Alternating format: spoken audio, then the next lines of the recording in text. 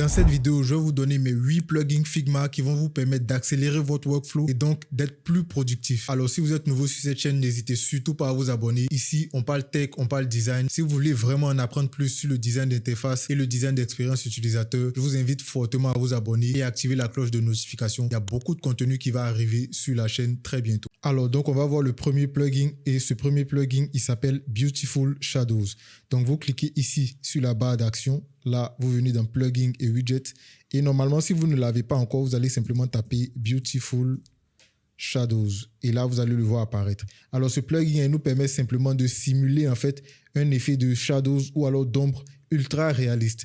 Là, vous avez un élément de lumière que vous pouvez déplacer dans le sens que vous voulez. Et de manière dynamique, vous pouvez voir ici le shadows se mettre à jour. Vous pouvez aussi augmenter l'intensité de la lumière pour avoir quelque chose de plus foncé si vous le voulez. Donc là, on crée ce shadows, on sélectionne notre objet et on fait appliquer.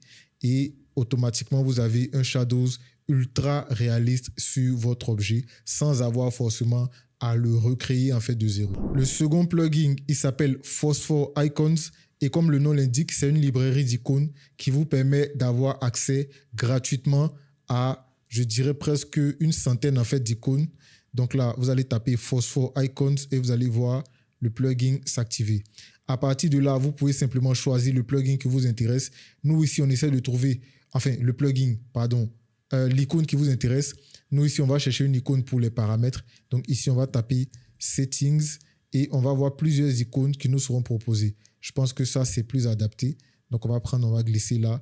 Et pour le second, c'est un panier. On va choisir ici peut-être carte pour dire panier. Et voilà, là, on a quelque chose de plus adapté. Et on va les sélectionner comme ceci. Après, on peut augmenter la taille comme ça. On sélectionne notre objet. On sélectionne le texte. On fait ça.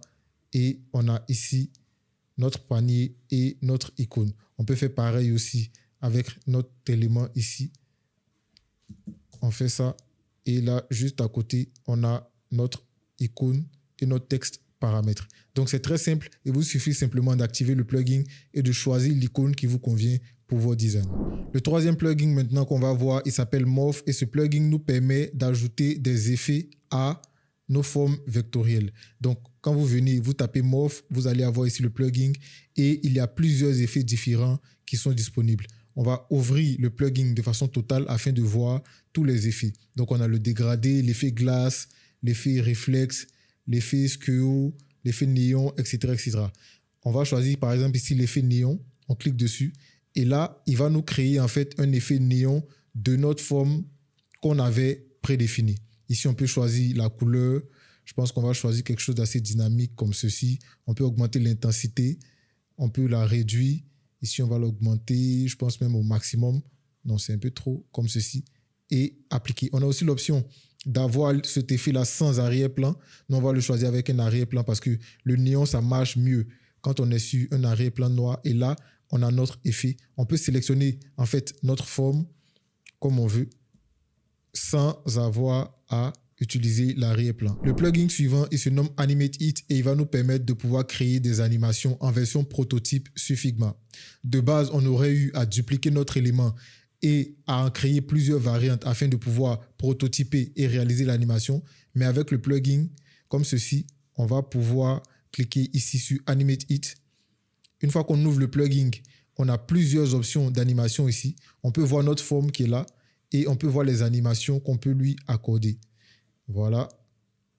Et en fonction de ce qu'on va choisir, le plugin va directement créer les différents frames qui vont servir de prototype. Il va lui-même en fait prototyper toute cette animation. Donc nous, on va choisir ça, la rotation, et on va cliquer sur créer l'animation. Une fois qu'on fait ça, on peut voir qu'il nous a créé non seulement le prototype, mais il nous a créé les différents frames à l'intérieur comme ceci. Et là, on peut voir que le prototype est déjà fait avec les définitions des propriétés à l'intérieur. On passe maintenant au cinquième plugin et ce plugin, il s'appelle Vector Logo. Alors, ce plugin-là va nous permettre simplement de pouvoir retrouver des logos d'entreprises ou de marques populaires afin de les utiliser directement sur Figma. Plutôt que de sortir, d'aller sur Google ou sur un navigateur et puis rechercher un logo, ici, par exemple, j'avais voulu rajouter le logo de Apple. Je viens là, dans Vector Logo, je tape Apple. Automatiquement, il me retrouve des logos de Apple avec plusieurs variations. Donc, vous avez la liberté de choisir ce que vous voulez. Vous pouvez même taper autre chose. Vous pouvez taper, je ne sais pas moi, on va taper Puma, la marque de vêtements. On a Puma. On peut même taper des logos d'équipes de sport. On tape ici Madrid. On va avoir le logo du Real Madrid. On tape ici Chelsea, par exemple. On va avoir le logo de Chelsea. On a même les anciennes versions en fait, du logo de Chelsea qui sont présentes. On peut taper ici YouTube, par exemple. YouTube, et on a le logo. Il nous suffit simplement de cliquer dessus et puis on a le logo qui est disponible en version PNG. Donc, vous voyez que c'est très simple en fait l'utilisation de ce plugin. Le 6e plugin, il se nomme Lorem Ipsum et c'est un plugin qui nous permet simplement de créer du texte par défaut. Donc, très souvent, quand on design, on n'a pas le temps forcément de penser à du copywriting, on n'a pas le temps d'inventer en fait un texte. Donc, ce plugin-là, vous allez simplement pouvoir l'utiliser pour créer du texte. Donc, on va sélectionner ici un layer comme ceci et on va pouvoir créer du texte. Donc, je sélectionne par exemple là et je vais mettre ici 5 phrases et je fais générer. Donc, il va me créer ce qu'on appelle le texte Lorem Ipsum. C'est un texte par défaut.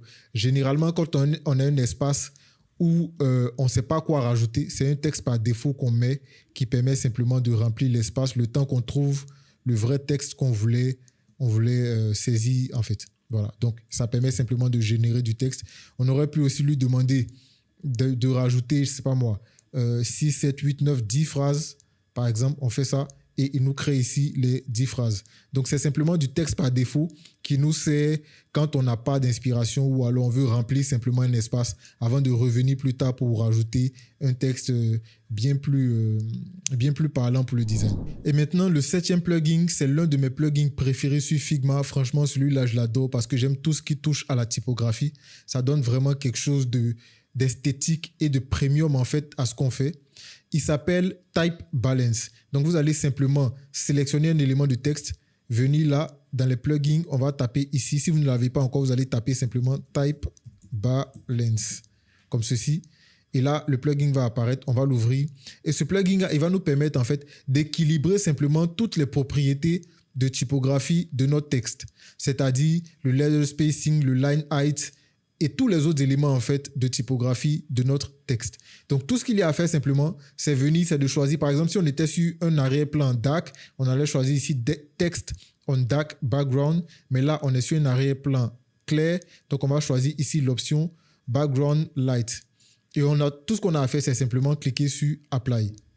Et là, une fois qu'on le fait, vous voyez que mon texte est parfaitement rééquilibré et il a des mesures parfaitement réalisées pour l'attraction visuelle. Moi, franchement, j'adore ce plugin-là, surtout quand vous avez un design ou alors un site qui comprend beaucoup d'éléments de texte. Et enfin, le dernier plugin, mais pas des moindres, c'est Foundation Color Generator.